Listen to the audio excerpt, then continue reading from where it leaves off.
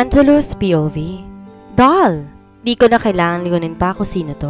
Isang tao lang man tumatawag sa akin ng ganun. Walang iba ang nag-iisang Gabriel Montero. Sa tinagal-tagal ng pagkakaibigan namin, napaamin ko rin to sa tunay niyang pangalan. Pero sa apelitan pa. Kung hindi ko pa to tinakot ay hindi ako makikipagkita sa kanya. Wala talaga tong balak sabihin sa akin. Doll, sungit! Ulit nito. Nung lingunin ko si Gab, malapat ang ngisi nito habang naglalakad palapit sa akin. Napansin ko pa nagtitilian ng mga babaeng estudyante na animoy nakakita ng isang sikat na artista. In fairness, ang gwapo nga naman ni Gab. Kahit simpleng white fitted shirt ang suot at maong pants plus puting sneakers, pwede mo na itong itabi sa mga artista. Dagdagan pa ng angas niya na nakajal niyang buhok. Di nga halata ang edad nito kung makaporma, dinaig pa ang mga bagets. Halos ganito lagi eksena namin tuwing sinusundo ako nito. Pagkatapos umalis sa mansyon ng mga Valderrama, sa akin lang ito nagpakita. Pero alam naman ni Gina na nagkikita kami. Yun nga lang, di maiwasan na magtampo ni Gina sa kanya kasi mas nauna daw silang magkakilala pero kinalimutan siya ni Gab. Ewan ko din ba dito kay Gab? Bakit ayaw niya magpakita sa mga dati naming kasamahan? Ano na, doll? Hanggang ngayon, di ka pa rin ba makaget over sa kagapuhan ko? Mayabang nitong tanong sa akin. Ganito lagi ang pambungad niya eh. Ang inisin ako? Hoy, Mr. Montero, maghunos dili ka po. Sobrang lakas yata ng hanging dala mo. Baka pati ako madala nito. Mataray kong sagot sa kanya at halos sumagalpak na ako na makita ko ang panlalaki ng mga mata niya. Angelo, alien, pambawi niya. Alam niya napipikon ako kapag pinagtatawanan niya ang apelido ko. Sige, ipagpatuloy mo para ikaw mag-isang kumain. Nakairap kong sabi sa kanya, sabay sinop ng mga gamit ko. Ito naman, di na mabiro. Alam mo namang hindi ako makakakain sa Jollibee kung hindi kita kasama. Kahit ka napakasarap yung spaghetti at saka fried chicken nila, hindi ko talaga malunok. Kahit mga may free pa akong peach mango pie, parang walang lasa pag ako lang mag-isa. Madramang sabi ni Gab, pero alam kong pinapatakam niya lang ako. Ikaw talaga, no? Alam na alam mo ang kahinaan ko. Halika na nga. Sabi ko sabay abot sa kanya ng bag ko. Siya ang nagdadala ng kulay pink kong bag tuwing sinusundo niya ako. Kung sa iba weird tingnan, pero sa akin nakukutan ako kapag bitbit ni Gab ang bag ko. Mas dagdag pogi points to sa kanya. Lalong napapalingon ang kababaihan kay Gab. Let's go, Dolly. Ang rupok-rupok mo talaga pagdating kay Jobbie. Sana naging Jobbie na lang ako. Nagbibirong sabi nito. Sabay akbay sa akin papunta sa sasakyan niya. Jobbie your face? Ang cute kaya ni Jollibee. Mahinang sagot ko dahil alam ko, napipikon na naman ito. Anyway, doll, pwede mo ba akong sasamahan mamaya? May dadaanan lang ako saglit tapos ihahatid na kita sa mansyon. Tanong ni Gab sa akin habang nagdadrive. Sure po, Kuya Gab. What? Bulakas nito at halos masubsob pa ako. Kung di lang ako naka-seatbelt sa tindi ng pagkakaapak niya sa preno. Mabuti to lang nakasunod sa amin. Wow, Kuya, gusto ko pa pong mabuhay. Napahawak pa ako sa dibdib. What did you just call me? Ay, bingi lang. Kuya po, sabi ko, Kuya. Kuya Gab, Montero. Gwapo pero masungit. Kuya may... Bulong-bulong nito. Ligawan kita dyan eh. Ano? Tanong ko. Di ko narinig ang huling sinabi nito dahil nilakasan niya ang tugtog sa stereo niya. Ibang sasakyan na naman ang dala niya ngayon. Itim na Audi yata ang brand nito. Dati nung tinatanong ko siya kung anong trabaho niya, sabi niya, driver. Pero alam ko niloloko na lang ako. Minsan kasi sinundo ako nito nakasuit. Tapos nung tinanong ko ba't ganun ang ayos, sabi, kailangan daw magsuot ng ganun. Utos daw ng amo niya. Sit here, I will order for us. Hinatid niya ako sa mesa namin bago to lumapit sa counter para umorder. Agaw pansin tong si Gab kahit saan. May napansin pa ako babaeng lumapit sa kanya at pakipagkilala. Nakita ko pa nagpa-picture bago umalis sa tabi niya. Wow, si Kuya parang artistang pek. Pero syempre dahil mabait si Gab, pinagbibigyan itong sino mang may gustong magpa-picture sa kanya. Minsan napapaisip ako, artista ba to? Baka ako lang di nakakakilala sa kanya. Pero imposible yon. Dahil kung artista to malamang kilala siya ni Gina. Mahilig sa artista ang babaeng yun eh. Here's your oyster, Master Doll. Nakangiting sabi ni Gab, bit ang tray ng Jolly Spaghetti. 2 pieces fried chicken with rice at may kasama pang 3 peach mango pie, Coke float and fries, and yum burger. Sa likod niya isang crew na may bitbit na isa pang order namin. Sobra naman maka-order tong si Gab. Ano to, mukbang? Halos malaki ang mata sa tuwa habang nakatingin sa mga pagkain in-order niya para sa akin. Halos sakupin ito ang 2 mesa na pinagdudugtong namin sa dami ng in-order niya. My jolly heart is beating so fast. Para akong bumabalik sa pagiging bata. Feeling ko talaga kung naging mayaman ako. Siguro tong sa Jollibee ang paborito ko. Thank you, Kuya Gab. Pasalamat ko sa kanya sabay pisil sa magkabilang pisngi nito. Napansin ko medyo nagulat pa to sa ginawa ko at bahagya pang namula ang pisngi niya. I will accept your thanks if you stop calling me Kuya Angelo. Pagsusungit nito. Pero patuloy inaayos sa mga pagkain sa mesa namin. Here, open your mouth. Sabay abot sa akin ng fries na sinawsaw niya sa gravy. He is always doing this. Alam kasi niya paborito kong combination ng gravy at fries. Umupo na rin to at nagsimulang kumain. Patingin-tingin to sa akin habang sumusubo at hinahayaan ko lang. Gusto ko mag-concentrate sa pagkain nasa harap ko.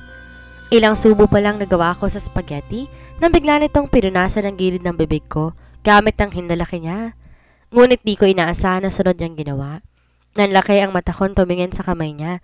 Dinala siya sa kanyang bibig. Ano yun? Di ba galing yun sa bibig ko? Hindi ba to nandidiri at talagang dinaanan niya pa? May tissue naman na. Bigla tuloy ako na conscious. Parang bata. Sabi nito pero di tumingin sa akin at patuloy lang sa pagkain niya. Nakita ko pa na mula ang tenga niya. Hindi ko na lang din pinansin. Sa bagay, di naman tong unang beses na ginagawa ni Gab yun sa akin. Minsan nga, nakikigat pa ito sa ice cream ko. Walang arte si Gab pagdating sa pagkain. Kinakain ito kahit tira ko pa. Simula na maging close ko ito para ko na rin tong matalik na kaibigan. Komportable ako kapag kasama ko siya. Feeling ko safe ako sa kanya. Hindi rin naman kasi to nagtitake advantage sa akin. Laging kapakanan ko ang inuuna niya. Come on, give me your bag. Doon muna sa car tapusin yung Sunday mo. Nag-message tong kaibigan ko may pupuntahan pa raw siya eh. Sabi ni Gab nang matapos kaming kumain. Pero humirit pa ako ng Sunday kaya eto at bit-bit niya ngayon. Mabilis ko sinunod ang sinabi niya. Mas feel ko din naman kumain doon sa car niya habang nagmamaneho siya. Minsan nga feeling ko nadudumahin ko yung sasakyan niya. Pero sabi naman niya sa akin ayos lang basta busog daw ako. Siya nang bahala sa boss niya. 15 minutes ang binahin namin at nakarating sa kabilang mall. Dito raw kasi naghihintay yung kaibigan niya. Inalalayan niya akong bumaba pagkatapos diretso na kaming pumasok. Hi, Neil, nice to see you again. Bati ng babae kay Gab, sabay beso sa kanya. Pero napansin ko, imbes na Gab, Real ang tinawag nito sa kanya. Siguro, close tong dalawang to. Napakaganda ng babae, sa suot nitong body-hugging dress na kulay blue. Pasimple kong tinignan na suot niya, halatang mayaman ito, at mukhang di pang karaniwan ang gamit niya, mula sa sandals, damit at bag. At isa pang pumukaw sa akin ang pagkakaparehas ng relong suot niya sa relong bigay ni Gab sa akin noong kaarawan ko. Bigla ko tuloy naisip na baka mamahalin nga itong relong suot-suot ko ngayon.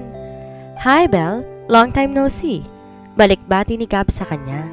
Oo mo, last week lang tayo nagkita. Sabay irap nito kaya natawa ko. By the way, this is Angelo. Pakilala nito sa akin.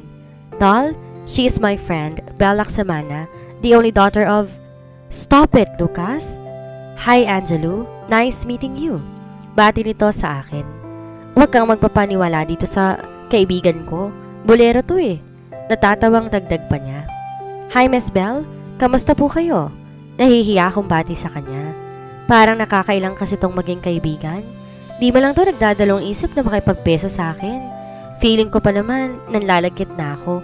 Kumpara sa kanya na parang pinaliguan ata ng pabango. Oh, cut the mess. Just call me Belle or if you want you can call me ate. Sa tingin ko mas bata ka pa sa akin. Sabi nitong nakangiti. Parang naantig ang puso ko sa sinabi niya. Hindi ko akalain na gusto niyang tawagin ko siyang ate. Tsaka may ganito pa pala. Akala ko kasi yung mga babaeng gaya niya namimili ng pakaibigan pero pakiramdam ko iba siya. O di kaya dahil din sa kaibigan ako ni Gab kaya naging mabait to. Anyway, here's what you need, Belle. Sabay abot ni Gab sa kanya ng envelope. Where's Nate? Biglang tanong ni Gab kay Belle at nakita kong pag-ismit niya. He's just somewhere. Hayaan mo yun? Anyway, thanks for this. I will wire you the payment. Gotta go. Thanks, Riel. And nice meeting you, Angelo. By the way, you two look good together. Bye guys! Paalam nito at di man lang hinintay ang sagot namin at parang nagmamadali. Take care, Belle! Pahabol ni Gab. Thanks, you too! Sigaw niya pabalik. Dumiretso kami sa mansyon ng mga Valderrama pagkatapos sa mall. Nag-aya si Gab na manood ng sine pero tinanggihan ko na. Madami pa akong gagawin sa mansyon plus may kailangan akong tapusing homework. Thanks sa Joby, Gab. Sobrang busog ko po. Nakapark kami sa harap ng gate ng mansyon. Hindi muna ako bumaba at nakipagkwentuhan muna ako sa kanya saglit. Namiss ko na rin kasi ang mokong na to. You're always welcome, doll. Kung gusto mo, bukas ulit. Seryosong baling nito sa akin. Gusto ko sanang umoo. Paborito ko kaya yun, kaso nakakahiya din naman sa kanya. Baka sabihin pa nito, inaabuso ko yung kabaitan niya sa akin. Sige na, baba na ako. Baka magtaka si Kuya Carding kung ba't ang tagal kong bumaba. Akmang bababa ito para pagbuksan ako, pero pinigilan ko na. Ayoko may makakita sa kanya. Baka ano pang isipin nila pag nalaman lang, siga pa lang laging naghahatid sa akin. Pero ano naman ngayon? Maayos naman tong nagpaalam nung umalis to. Feeling ko nga, alam din naman nilang nakikita kami. Thanks, Gab. Ingat ka sa pagmamaneho, ha? Paalam ko sa kanya. Nakita ko may dumaang lungkot sa mga mata ni Gab, pero agad din namang nawala. You too, doll. Take care of yourself. Masuyong sabi nito sa akin, sabay papalapit sa kanya para mayakap ako. Sige na, doll, pumasok ka na. Don't forget to text me if you need anything. Masuyong sabi nito. Thanks, Gab. Ingat ka. Kuya, I want ice cream, please. Ungot ng batang babae. Sabi na tilong kausap nito. The boy is seriously looking at her sister's beautiful blue eyes. Hindi magkatulad ng mata nila dahil namanan niya ang mata niya sa kanyang ina. She really adored her. Sobrang mahal niya ang bunsong kapatid niya. He loves her sister so much na kahit anong gusto nito, pinagbibigyan niya. Gaya na lang ngayon, tumakas lang sila sa mga yaya nila dahil gusto ng kapatid niya maglaro ng bahay-bahayan dito sa park. And because she cannot say no to her, kahit tubag man sa loob niya, sinamahan niya pa rin to. For sure, pag nalaman naman to ng daddy nila, siya ang malilintikan. Siguradong grounded na naman siya buong linggo. But it's okay for him. He is willing to do anything as long as Talia is happy. Nag-iisang kapatid niya lamang ito. His sister is 11 years younger than him. Akala nila hindi nila masusundan, kaya tuwang-tuwa ang parents niya nang malaman nila na magkakaanak pa sila ulit. But he is happier kasi may makakasama na siya. Di na siya magiging bored sa mansyon nila. Kahit pambabae ang laro nito, sinasamahan niya pa rin to. They treated her as a gift to their family, kaya mahal na mahal nila ang nag-iisa nilang prinsesa. Everything his sister wants, sinusunod niya.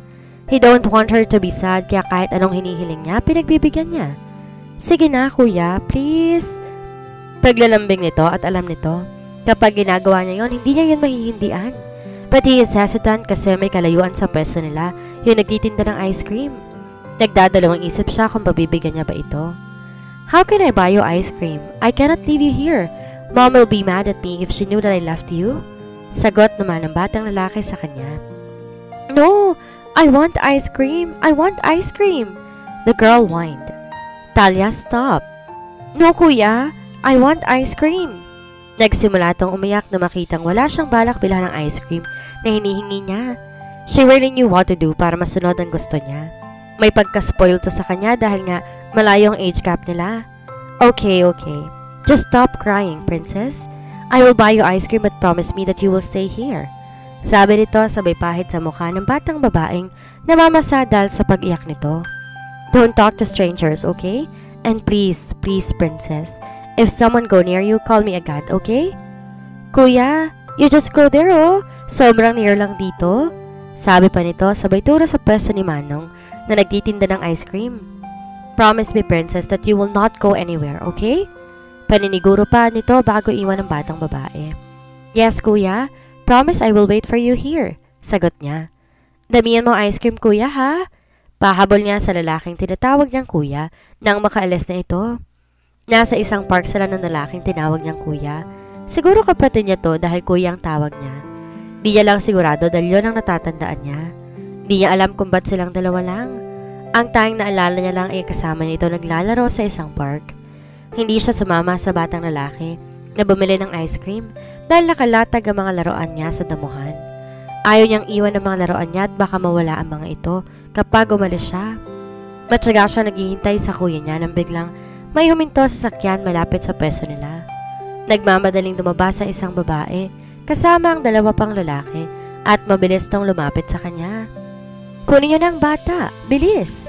Sigaw ng lalaking nasa loob ng van. Nakita niyang patakbong lumapit sa kanyang babae at agad siyang nahawakan nito. Pinasa siya sa lalaking kasama nito. Sinubukan pa niyang pumiglas pero hindi niya na nagawa dahil mahigpit ang pagkakahawak sa kanya ng lalaki at binitbit na siya papasok ng sasakyan. "No! No! Kuya, help me!" Sinubukan pa niyang kagatin ang lalaking may hawak sa kanya pero parang baliwala lang dito ang pagkagat niya. Sinubukan niya sumigaw pero tinakpan nito ang bibig niya. "Kuya, help me! No!" Umiiyak nitong tawag sa kasama niya. Pero wala na siyang magawa na ipasok siya ng mga to sa van. Walang laban ang malit niyang katawan sa mga ito. Kahit anong iyak niya sa loob ng van, hindi siya pinakawalan ng mga dumukot sa kanya. Habang papalayo ang van, nakita niya pa ang kuya niya tila naghahanap sa kanya. Sinubukan niyang sumigaw pero hindi na siya narinig pa nito. "Kuya! Help me, kuya! Angelo! Angelo, gising! Girl, gising!" Baka sa mukha ni Gina ang pag-aalala nang magising ako. Binigyan ako nito ng isang basong tubig at agad ko namang ininom. Pakiramdam ko, tumakbo ako ng ilang kilometro dahil pawis na pawis ako. Nanunuyo din ang aking lalamunan dahil pakiramdam ko, kanina pa ako sumisigaw. "Girl, okay ka lang?" ani Gina. Hindi ko alam kung anong isasagot ko sa kanya. Ilang beses na kasi ako nananaginip ng ganito. Hindi ko alam kung bunga lang ba ito ng aking imahinasyon o totoong nangyayari sa buhay ko. Ilang beses ko sinubukang alalahanin ang mukha ng lalaki na kausap ng batang babae sa panaginip ko, pero hindi ko talaga maalala. Tanging ang maalala ko lang ay ang kulay asul ng mga mata ng batang babae. Posible bang ako ang batang yon? Pero bakit wala akong maalala? "Girl!" Ulit ito sa akin. Sabay ipit ng buhok ko sa likod ng aking tenga. "Lately napapansin ko, palagi kang nananaginip. Tsaka minsan napapansin ko, nagigising ka madaling araw. May problema ka ba? May bumabagabag ba sa'yo?" Halata sa boses ni Gina ang pag-aanala. Akala ko hindi niya napapansin na nagigising na lang ako bigla na madaling araw dahil sa madalas kong napapanaginipan. Hindi ko to nabanggit sa kanya dahil hindi rin naman ako sigurado kung ano mga napapanaginipan ko. "Pwede mong i-share sa akin, girl. Alam mo naman parang kapatid na ang turing ko sa'yo, di ba?" Sabi nito nang mapansing hindi ako umiimik. "Gina, hindi ko rin alam kung paano ko sasabihin sa'yo dahil panaginip lang naman to. Pero madalas kasi nananaginip ako tungkol sa isang batang babae at binatilong lalaki. Pero kahit anong pilit kong alalahanan ng kanyang mukha, hindi ko talaga maalala yung mukha niya." Kinuwento ko kay Gina kung ano ang madalas na nagpapakita sa panaginip ko mula hanggang pagkuha nila ng batang babae. Hanggang doon lang palagi ang napapanaginipan ko. Maliban doon wala na ako maalala pa. Pati si Gina hindi rin alam ko anong ibig sabihin nito. May sinabi ba siyang baka akong batang dahil nabanggit na yon sa kanya? Kulay asul ang mga mata ng batang babae. Posible ba na ako ngayon? Pero bakit nakalimutan ko ang nangyari sa akin? Ilang linggo na akong binabagabag nitong panaginip ko. Kahapon tinawagan ko si Ate Pat. Nagbabaka sakali ako kung babalik na ba si Tiang doon sa lugar namin. Tanging si Chang lang ang makakasagot sa akin na siya lang naman ang kikilalan kong magulang. Pero sabi ni Ate Pat wala siyang balita kung saan si Chang simula nang umalis to doon. Di na raw to bumalik. Baka rin nagtatago dahil baka natatakot kay Chong.